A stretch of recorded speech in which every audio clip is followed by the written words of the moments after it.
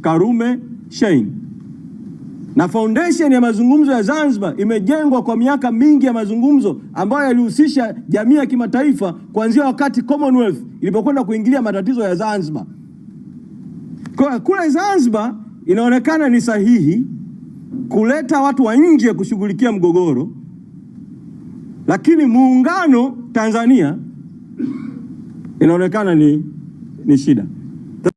Nataka kusema kwamba tutazungumza haya na tutatoa mwelekeo, lakini ninachokiona ni kwamba ACT imeamua kwa mara nyingine tena, pamoja na mauaji ya tarehe 29 ya watu na siku zofuatia, kusaliti damu za watu na kusaliti harakati za mabadiliko. Kumezungumzwa kule, moja ya mambo watakayozungumza watakapoingia kwenye serikali ya umoja wa kitaifa na tume itakayoundwa ni kwamba watazungumza kuhusu marekebisho ya katiba ya Zanzibar. Kwa matatizo yetu ya kikatiba, ya katiba ya Zanzibar, ya katiba ya muungano, huwezi kushughulika na mapungufu ya katiba ya Zanzibar bila kushughulika kwanza na mapungufu ya katiba ya muungano, ikiwemo kuhusu muundo wa muungano.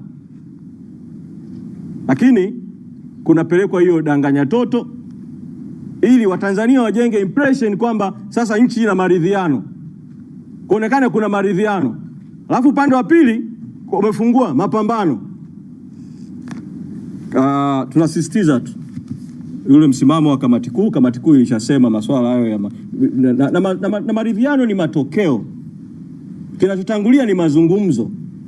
Kamati kuu imesisitiza mara zote kwenye vikao vyake mfululizo vya awamu tofauti tofauti kwamba waje wasuluhishi au wapatanishi wa kimataifa kuja kama kuna hitaji la mazungumzo yoyote yale, kuja kufanya mazungumzo, kwa sababu sisi tumeshiriki mazungumzo na watawala, na mimi nimepata bahati ya kuwepo kwenye timu ya mazungumzo kuanzia na rais mwenyewe mwezi Mei mwaka 2022 pale Ikulu Chamwino, mpaka kwenye timu ya mazungumzo ya watu watano kila upande.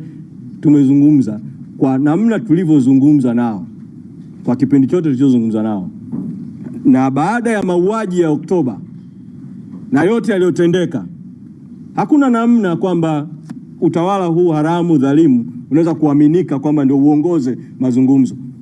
Kwa hiyo ndio naweza kusema katika hatua hii. Kwa hiyo tunasisitiza tu kwamba tutaendelea na mapambano, lakini milango yetu iko wazi kwa mazungumzo ambayo yatakuwa mazungumzo ya haki. Sasa kule Zanzibar rais akarudia tena kutumia neno la Mungu, na ndio nitahitimishia hii hapa kwa swali uliouliza. Akanukuu Mathayo 5 kuhusu heri wapatanishi. Kwa hiyo ni kama vile wanasema watu ambao hawataki kupatana wana shida.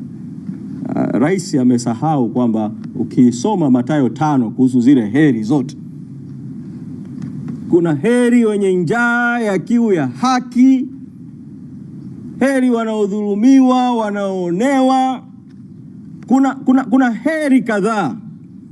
Sasa mimi ni waombe wanachadema na Watanzania kuendelea kuwa na kiu ya haki, kuendelea kuwa na njaa na kiu ya haki, pamoja na kuonewa, pamoja na kuumizwa, lakini tusonge mbele. Tunaamini mwisho wa siku haki itatimia.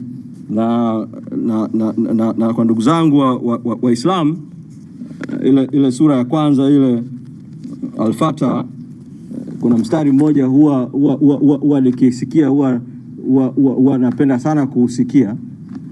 Nasema Ihdinas siratal mustaqim, tuongoze katika njia iliyonyooka.